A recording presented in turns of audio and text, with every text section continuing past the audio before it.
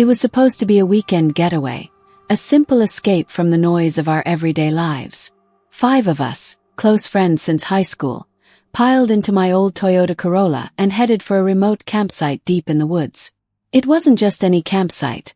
Blackpine Camp had a history, one that made it the perfect blend of adventure and unease. Rumors about abandoned cabins and whispered stories of strange happenings swirled around it like a hidden layer of fog. We laughed it off, eager for a couple of days disconnected from the world, but that creeping sense of mystery stayed in the back of my mind. The drive was long but enjoyable, filled with jokes, music, and the occasional argument over who got to pick the next song. Jess, sitting in the passenger seat, kept the energy alive with her sharp wit and endless teasing. In the back, Kyle's humor kept us laughing, though his jokes sometimes landed just shy of comforting. Rachel was the calm one, holding the group together when our personalities clashed, and Luke, our nature expert, had already begun scanning the road for the first signs of wilderness. We were different in many ways, but we balanced each other, a fact that made the journey feel lighter than it really was. By the time we arrived at Blackpine, the sun was just beginning to dip below the horizon. The air smelled of pine and earth, and for a brief moment, everything felt perfect. The cabins stood silent and still, arranged in a half-circle around a clearing with an old fire pit at its center. They looked worn but solid, as if they'd been waiting decades for someone to find them again. It wasn't fancy or comfortable, but it was ours for the weekend, and that was enough. As we unloaded the car, a strange stillness settled over the group. It wasn't obvious, just a shared sense that the world around us was too quiet. Jess broke the tension with her usual flair, declaring that she wouldn't lift a finger until she found coffee in the main cabin. Kyle, naturally, made a joke about serial killers and cursed campers, earning an eye roll from Rachel but easing the momentary chill. We got to work cleaning up the dusty mess hall, clearing debris from the fire pit, and organizing the cabins. It was normal, even fun in a way, but little things began to surface, oddities we couldn't explain. Jess found a bundle of sticks tied with red string hanging from the rafters in one of the cabins. Luke spotted similar bundles deeper in the woods. At first, we dismissed them as old camp crafts left behind, but they stirred something unspoken in all of us, an unease we tried to laugh away. That night, as we gathered around the fire pit, the woods came alive with an unnatural sound, a low, rhythmic murmuring just beyond the clearing. We froze, staring into the shadows, hearts pounding. It wasn't the wind, and it wasn't an animal. It was something else. The murmuring continued, rising and falling in an unsettling rhythm, like a chant carried on the breeze. We exchanged nervous glances, the firelight dancing on our faces. No one wanted to be the first to admit how wrong it sounded, how it felt like the forest itself was whispering secrets we weren't meant to hear. Jess, ever the bold one, grabbed a flashlight and stood up, her jaw set. "I'm not sitting here wondering," she said. "If someone's out there messing with us, I want to know." "Bad idea," Luke said immediately, standing as if to stop her. "You don't go into the woods at night. Not without knowing what you're walking into." His calm, authoritative tone usually settled arguments before they started, but Jess wasn't having it. "So we just sit here and hope whoever's chanting stays out there." "Great plan, Luke," she shot back, her voice sharp. But even in her defiance, I saw the hesitation in her eyes. She didn't want to go either, but the tension was eating away at her, and maybe doing something, anything, felt better than sitting in silence. Rachel stepped in before things could escalate. "No one's going anywhere," she said firmly. "We don't know what that is. Could be nothing. Maybe the wind is playing tricks on us." Her voice was steady, but she clutched her jacket tightly, as if holding herself together. Kyle let out a nervous laugh, clearly trying to cut through the heaviness. "Maybe it's just some nature guru out there doing yoga. You know, chanting to the trees or whatever." He waved his hand dismissively, but his other hand gripped a stick he'd picked up earlier, knuckles white. The murmuring stopped. All at once, the silence was deafening. The sudden absence of sound was worse than the noise itself, as though the forest was holding its breath. Jess lowered the flashlight, her earlier confidence draining away. "That's not normal," she murmured. Luke turned toward the woods, his body tense.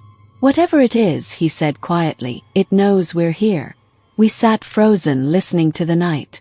The fire popped and crackled, the only sound breaking the suffocating quiet. Minutes stretched into what felt like hours, and though the chanting didn't return, none of us could shake the feeling that we were being watched. The trees, dark and towering, seemed to lean closer, hemming us in. Eventually, we retreated to the main cabin, locking the door behind us. The old wooden walls creaked with every gust of wind, and the windows, fogged with condensation, seemed like fragile barriers against the vast unknown outside.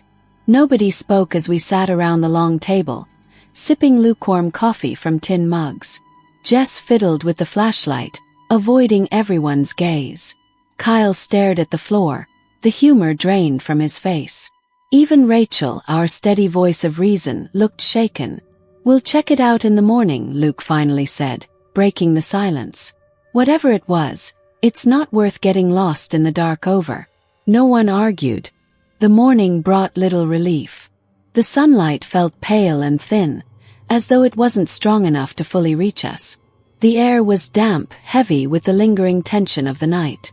No one had slept well, and it showed in the dark circles under Jess's eyes, the tight set of Rachel's jaw, and the way Kyle fidgeted with the handle of his mug. Even Luke, usually the calmest among us, seemed uneasy. His movements sharper, more deliberate. We decided to split up to cover more ground, despite the unspoken fear that none of us wanted to be alone. Jess and Kyle took the trail leading toward the lake, armed with a map and a couple of radios we'd found in the supply shed. Rachel and Luke stayed behind to check the perimeter of the camp, looking for any signs of who, or what might have been out there last night. I volunteered to check the cabins, though the idea of wandering through their dark, musty interiors made my stomach twist. The first two cabins were exactly as we'd left them, dusty, abandoned, and lifeless. But the third was different. As soon as I stepped inside, I noticed the air was colder, the smell of damp wood mingling with something faintly metallic. I turned on my flashlight and swept the room, my pulse quickening when the beam landed on the far wall. There, scratched into the wood, were symbols, circles with jagged lines radiating outward, almost like primitive suns. They weren't there yesterday. My hands shook as I traced the edge of one of the carvings. The lines were deep, fresh. Someone or something had been in here. I fumbled for the radio clipped to my belt and called for Rachel, my voice cracking as I tried to keep calm. She responded quickly, her voice steady but tight. "Stay there. We're coming." Minutes felt like hours as I waited, every creak of the old cabin setting my nerves on edge. When Rachel and Luke arrived, their faces hardened as soon as they saw the carvings. Luke studied them closely, running his fingers along the grooves. "These aren't random," he muttered. "They mean something. Maybe warnings, maybe markers. Either way, someone wanted us to see them." Rachel's expression darkened. "You think it's the same people from last night?" Luke didn't answer, but his silence spoke volumes. Jess and Kyle returned shortly after, their faces pale. They'd found another bundle of sticks tied with red string near the lake, this one bigger than the others, with something dangling from it. A small, cracked bone. "It's like they're leaving breadcrumbs," Kyle said, his voice uncharacteristically quiet. "Why? What do they want?" None of us had an answer. We spent the rest of the day combing through the camp, finding more signs. Freshly disturbed dirt near the fire pit, faint footprints leading into the woods, and a single rusted knife lodged into a tree trunk near the edge of the clearing. Each discovery felt like a piece of a puzzle we weren't equipped to solve. As the sun began to set, the unease settled over us again. The symbols, the bundles, the knife, they weren't just random. Someone was watching us, leading us deeper into their game. And as the shadows grew longer, the feeling of being hunted became impossible to ignore. The night fell faster than any of us were ready for, swallowing the camp in darkness. The fire pit glowed faintly, its embers barely enough to push back the shadows pressing in from the woods. We'd locked ourselves inside the main cabin, barricading the door with a heavy wooden table and stacking chairs against the windows. It felt like a futile attempt, but none of us dared to suggest another plan. The weight of the day's discoveries hung over us like a storm cloud, and the silence between us was thick with unspoken fears. Jess paced the room, the flashlight in her hand cutting jagged beams of light across the walls. Kyle sat on the floor, gripping a fire poker as if it might actually protect him. Rachel was by the radio again, twisting the knobs with increasing desperation. Luke stood by the boarded window, peering through the cracks into the blackness outside. I stayed by the door, every muscle in my body tensed as if bracing for something I couldn't name. "They're out there," Luke said finally, breaking the silence. His voice was low, almost a whisper, but it cut through the room like a knife. Jess stopped pacing. "How do you know?" "I just do," he said. "The woods are too quiet. There's no wind, no animals. Nothing. It's like everything's holding its breath." Rachel let out a shaky sigh. "This can't be happening. This isn't real. It doesn't make sense." "It doesn't have to make sense," Kyle muttered. "They've been messing with us since we got here. The bundles, the symbols. It's all leading up to something." Before anyone could respond, a sound broke through the silence. It started faint, barely audible, like a low hum carried on the air. But it grew louder, taking on a rhythm, a strange cadence that sent shivers down my spine. The murmuring had returned. Jess's grip on the flashlight tightened. "They're closer this time." No one argued. The sound wasn't coming from the woods anymore. It was here, surrounding us, as if the very walls of the cabin were whispering. The fire poker slipped from Kyle's hand, clattering to the floor. He scrambled to pick it up, his face pale. "What do they want?" Rachel asked, her voice trembling. Luke didn't answer. He stepped away from the window, his face grim. "They're not just out there. They're watching us." The murmuring grew louder, more insistent, filling the cabin like a tide rushing in. Then all at once it stopped. The silence that followed was deafening, heavier than before. My heart pounded in my chest as I strained to hear what came next. The first knock came from the door, slow, deliberate, and impossibly loud. It rattled the barricade, sending a jolt through all of us.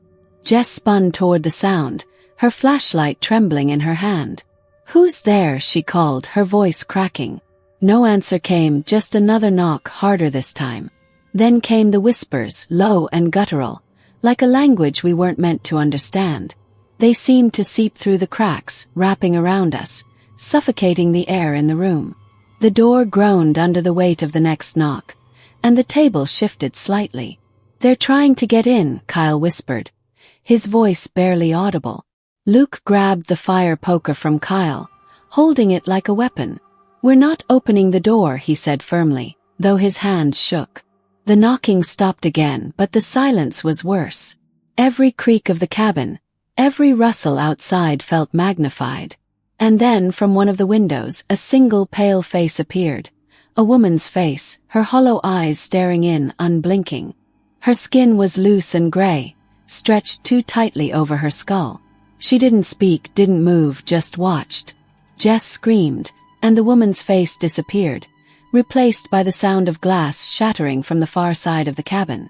One by one, the windows began to break, and the whispers turned into chants, louder and more frantic, surrounding us in a cacophony of noise and fear. "They're everywhere!" Kyle yelled, scrambling toward the corner of the room. Luke shouted above the chaos, "We stick together. Don't split up." But the cabin was already falling apart, the fragile barrier we'd created crumbling under the weight of whatever was out there. The chanting grew louder, the figures outside pressing closer, their shapes distorted and inhuman in the flickering firelight. And then the door splintered. The door didn't just splinter, it exploded inward with a force that sent shards of wood flying across the cabin. We all ducked instinctively, shielding ourselves as the barricade toppled over. The room was chaos, filled with the echo of cracking wood and the suffocating sound of the chants. Through the now open doorway, the firelight from the pit outside flickered erratically, casting distorted shadows that danced like phantoms. The first figure stepped into the cabin. It was one of the women, but something about her had changed. Her movements were jerky, like a puppet pulled on strings, and her hollow eyes glowed faintly in the dim light. She tilted her head, bones cracking with emotion, and raised one hand, her long, claw-like fingers pointing at us. Behind her, more figures crowded into the doorway, their bodies shifting unnaturally as they pressed forward. Jess acted first, lunging with a flashlight and slamming it into the nearest figure's face. The woman staggered but didn't fall. Instead, her head snapped toward Jess with a grotesque grin that stretched too wide, revealing jagged yellowed teeth. Jess stumbled back, screaming, as the figure surged forward, filling the cabin with their muttering and inhuman shapes. Luke swung the fire poker in a wide arc, keeping the closest ones at bay. "Get to the back room," he shouted. "Move!" We scrambled, tripping over furniture and each other as we retreated toward the far end of the cabin. The chanting grew louder, almost deafening now, and it felt like it was vibrating in my chest. Rachel grabbed my arm, pulling me along as one of the figures lunged, its clawed hand swiping inches from my face. I barely registered Kyle shouting something behind us, his voice lost in the chaos. The back room was small and cramped, filled with old shelves and forgotten supplies. We slammed the door shut behind us and pushed an old dresser against it. Jess leaned against the wall, her breaths coming in ragged gasps. This isn't real," she stammered, her eyes wild. "This can't be real." "It is," Luke snapped, his voice hard but shaking. "And we need to focus if we want to survive." The pounding started almost immediately, the figures slamming against the door with an unnatural rhythm. Each hit sent vibrations through the floor, and the dresser groaned under the strain. Kyle backed into the corner, clutching the fire poker like a lifeline. "We're trapped," he muttered, his voice barely audible. "They're going to tear us apart." Rachel was the first to notice. "Wait," she said, her voice sharp. "Do you hear that?" At first I thought she meant the pounding, but then I heard it too. A low, faint hum coming from somewhere beneath us. It wasn't like the chanting. It was softer, almost melodic, and it seemed to vibrate through the floorboards. Jess pointed to a trapdoor half hidden beneath an old rug in the corner of the room. "There," she said, her voice trembling. "It's coming from there." Luke hesitated, then nodded. "It's our only way out." We pushed the rug aside, revealing the trapdoor. The humming grew louder as we pried it open, revealing a dark, narrow tunnel leading into the earth. A cold draft rose from below, carrying with it the faint smell of damp earth and something metallic.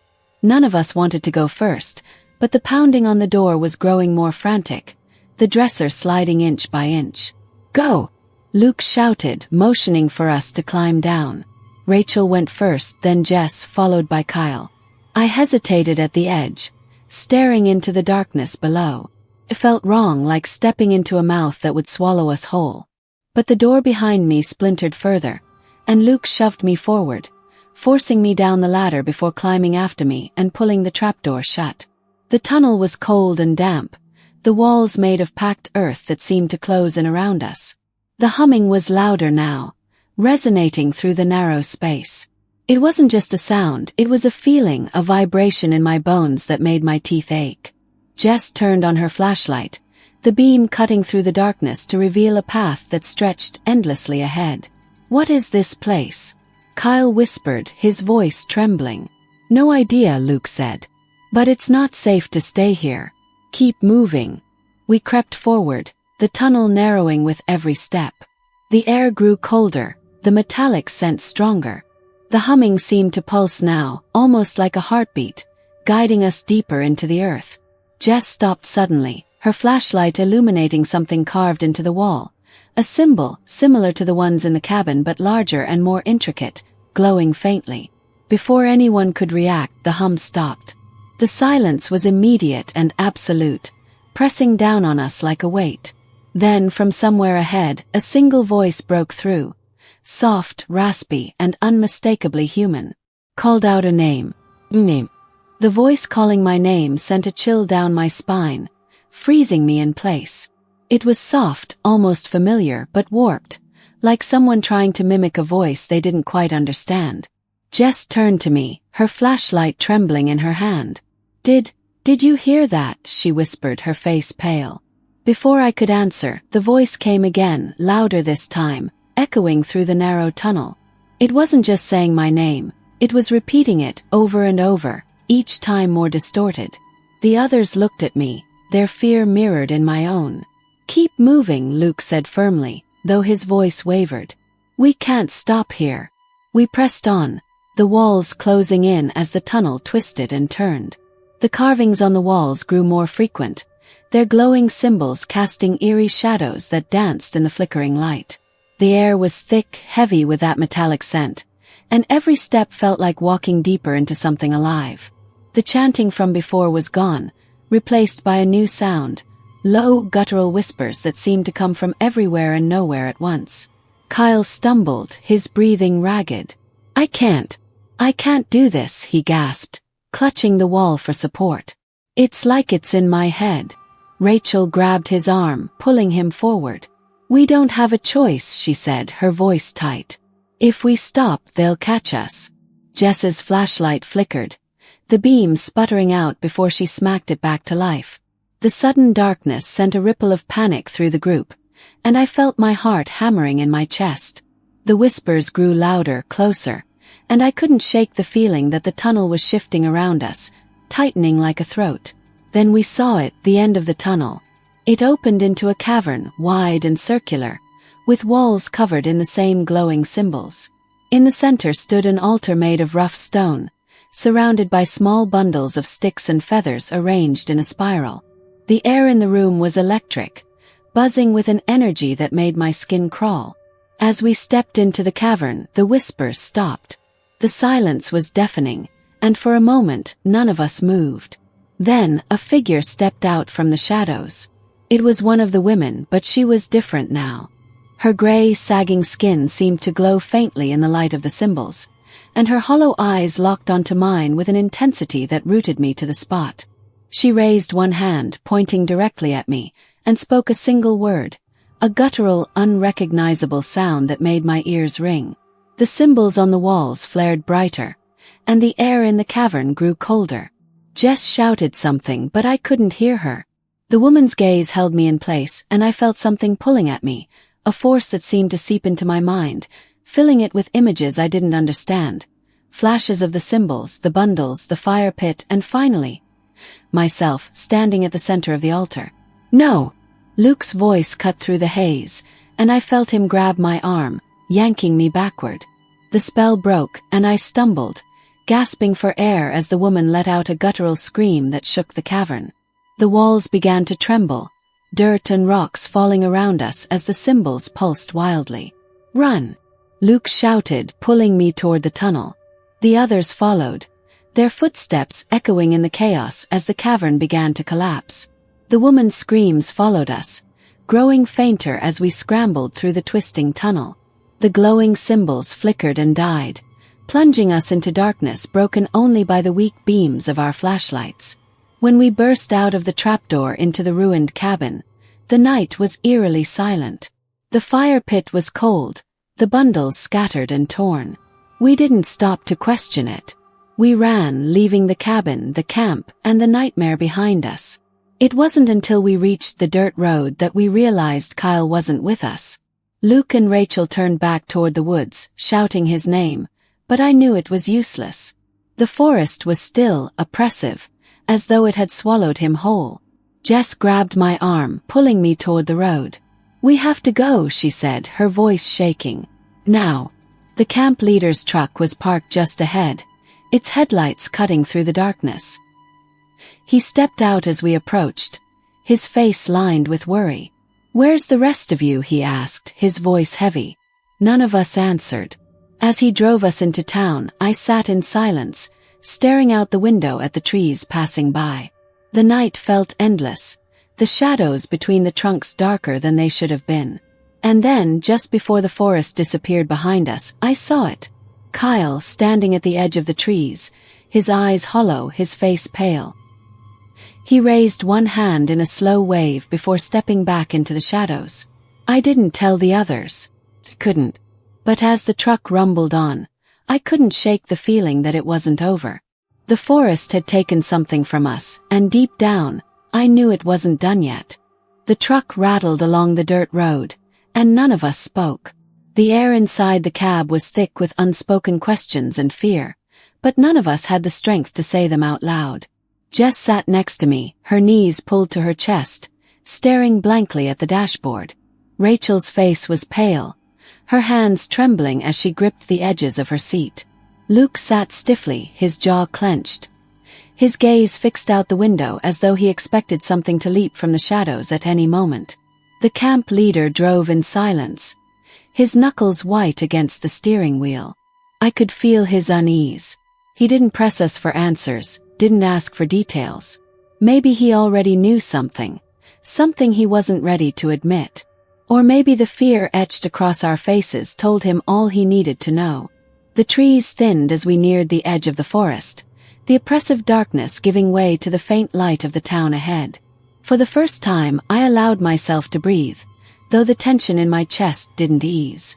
The vision of Kyle standing at the edge of the woods lingered in my mind, haunting me. It wasn't him, not really. It couldn't have been. And yet, I couldn't shake the feeling that it was. When we finally reached town, the headlights illuminated the comforting sight of buildings and streets, places that felt grounded and real. The camp leader stopped in front of the small police station, and we tumbled out of the truck, unsteady and disoriented. Officers greeted us with concerned expressions, asking questions that came too fast for any of us to process. Where were the others? What happened? Were we hurt? Luke tried to explain, but the words came out jumbled, nonsensical even to my own ears. Rachel cried softly, shaking her head as though that would make the memories disappear. Jess didn't speak at all, her eyes distant, fixed on something none of us could see. The police sent search teams into the forest. They combed the area around Blackpine camp for days but found nothing. No bodies, no symbols, no bundles of sticks. The cabins were empty, untouched, as though we'd never been there at all. The only sign of us was the shattered door and the scattered remains of our gear. They said it was trauma, that we'd imagined things in our panic. A shared delusion born from fear and exhaustion. But I knew better. We all did. The forest had taken Kyle, and something far worse had come back in his place. Weeks passed, and the nightmares didn't fade. I'd wake in a cold sweat, hearing the chants, seeing the hollow eyes of the women, feeling the weight of their gaze. I stopped answering calls from Rachel and Luke. It wasn't their fault, but hearing their voices brought it all back. Jess moved away, vanishing into a life where no one knew what we'd been through. Even now, I can't bring myself to go near the woods. I stick to open spaces, places where the sun shines brightly and the air feels safe. But in the quiet moments when the wind rustles the trees or a shadow moves just out of sight, I feel it again, that heavy, suffocating presence. Some nights I dream of Kyle. He's always standing at the edge of the forest, his hand raised in that slow, deliberate wave. He doesn't say anything, doesn't move. He just watches, waiting. And deep down I know he's not alone. The forest isn't done with me. Not yet.